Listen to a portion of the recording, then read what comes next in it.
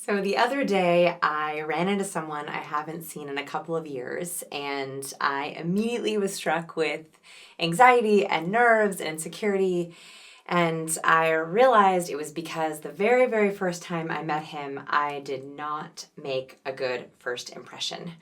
I was having one of those days where I should have just gone home and ate ice cream and watched Netflix, but instead I was like, I better go to this networking event because I signed up and paid $5 whole. And so I went to this networking event and I was drained and I was tired and I was not super pleasant. And so here it was again. I ran into this gentleman and I realized I had to overcome a bad first impression. So in this video, I thought I would talk about how do we overcome a bad first impression? What are 5 steps we can take to remedy the situation, and what I did with this gentleman to make what I think is a pretty good first impression, and what you can do too.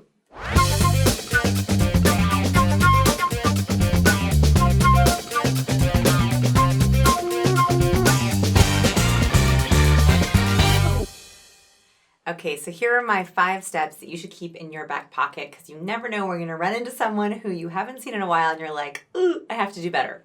The very first step, step number 1, is the one that everyone always mistakes, which is acknowledge the bad. So we love vulnerability. We love transparency. And sometimes we have bad days or bad times or bad weeks or bad years. We've all been there, girl. We know it. So what I did is I said, oh my gosh, we met at that networking event. Yeah. You know what? I was having a terrible day. I literally remember how bad that day was. That must have been such a bad first impression.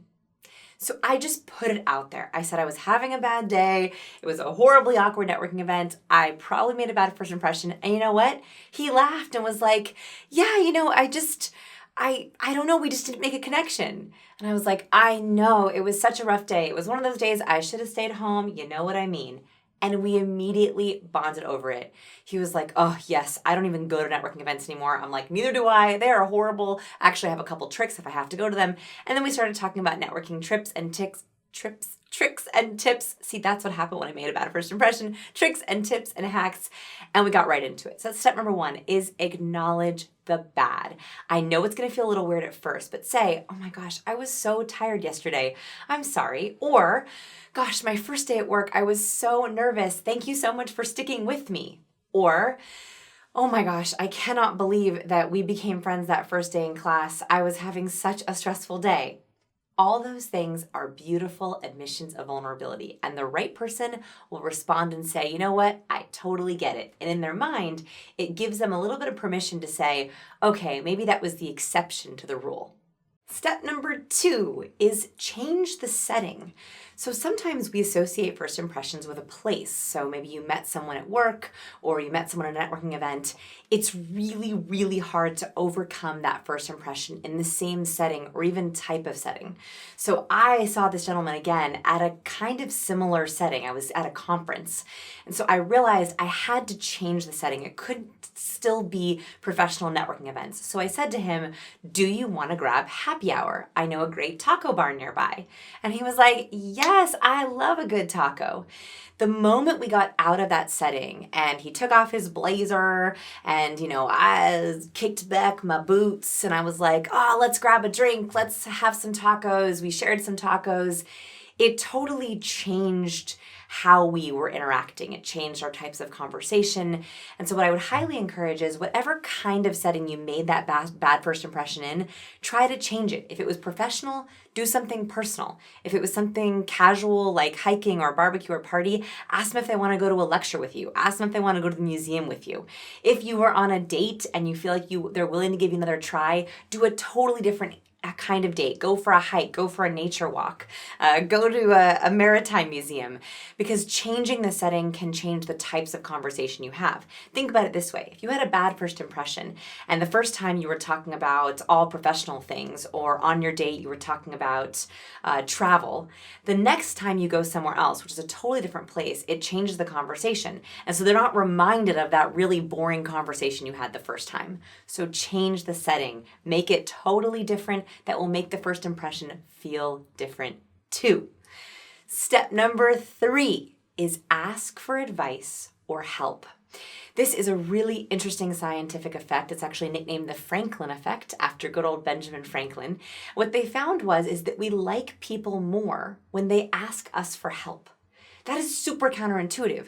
We usually think, oh, someone wouldn't like me if I asked them for help or asked for advice. But actually, people feel honored when you ask them for something.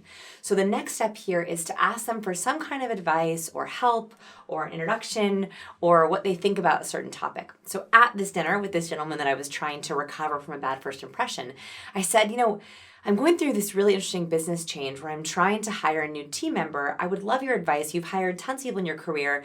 What do you think I should be looking for in this hire? And we had the most amazing conversation about team culture and hiring and looking for people. He gave me tons of interview tips. And it turns out that he actually knew the person that I wanted to hire. Boom! Major success. And I felt in that moment when I was asking for advice and he was giving it to me that our relationship deepened and that all that awkwardness that we'd had a few years ago totally faded away. So ask for help. It has to be genuine help, something you really need, or ask for a favor or ask for advice. It will help endear them to you.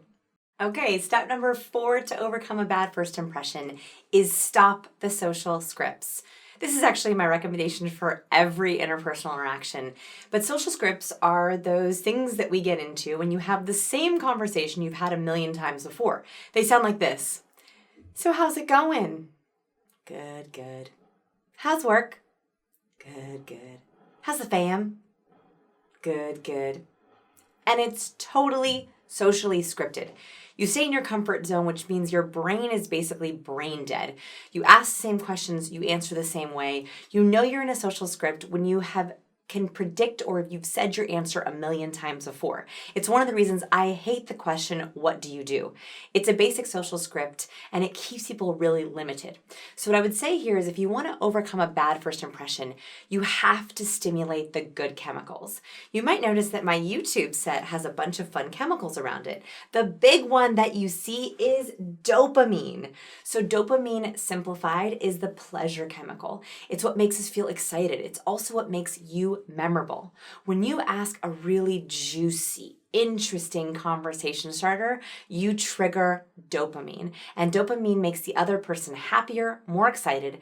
And what Dr. John Medina found is it creates a mental post-it note. So in other words, when you stimulate excitement or you ask great questions, people are more likely to say, I remember that person. They asked a good question. So it's really, really important that you break the social scripts and ask great questions. If you're at a loss for what kind of questions to ask, you can always check out our free conversation starter app. That is conversationstarterhq.app, or just search conversation starters on our website, scienceofpeople.com. We have, I think, 57 of my favorites on there that you can always use. They are social script breaking. That's how you truly make a memorable first impression. Step number 5, depending on how you think of it, might be the easiest or the hardest step of all. Are you ready? Tell them you like them. This is the biggest misconception about likability science. I study a lot about likability, and there's so much interesting research. The biggest thing I come across over and over again is that we tend to withhold our liking. We're afraid that if we show liking first, we might get rejected or judged. And so we act cool, we play it cool, we act like, we don't need anyone to like us. The problem with that is if you withhold your liking, the other person also withholds it, and you're not quite sure, are we connecting? Are we bonding? To truly overcome a bad first impression with someone that you like is to actually tell them you like them. And you can do this very directly by saying, I like you. It's always good, but I actually prefer it in more subtle ways. My favorite way to do this is by saying to someone, I was just thinking about you, or I was thinking about you the other day, or I saw this TV show and it reminded me of you. Now, I only do this when it's actually genuine, but a lot of the times I do think of someone or something does remind me of someone. And so the best way that I overcame that bad first impression with that gentleman I was mentioning is a day later, I saw a TV show that we were talking about. I texted him and I said, this made me think of you. They're coming out with new episodes soon. That is the ultimate way of thinking. You were on my mind. I was listening to the conversation we were having, and I wanted to reach out and tell you that. So if you have someone who you're worried, I need to overcome that bad first impression, or you just want to deepen the liking, tell them you like them. Text them right now and tell them you were just thinking of them. You were, right? In this video, I made you think of them. So text them and tell them you were thinking of them and you'd love to hang out or get an update soon. That is the nicest gift you can give to someone, just telling them that they are on your mind. I want to thank you for watching this video. I promise that you can overcome a bad first impression. Try just one of these 5 steps and it's going to help you deepen that connection with someone. I hope you like this video. I like you and I'd appreciate some like back. Be sure to give a little likey like at the bottom of this video or subscribe to our channel for more videos like this. Thanks so much for watching. Hey, I want to tell you one more thing. You are amazing. The question is, do you know how to share it? I'd love to help. I save my very best tips for my insider subscribers. Subscribe for free at scienceofpeople.com. I know your inbox is sacred, so I promise to send you only emails you will love.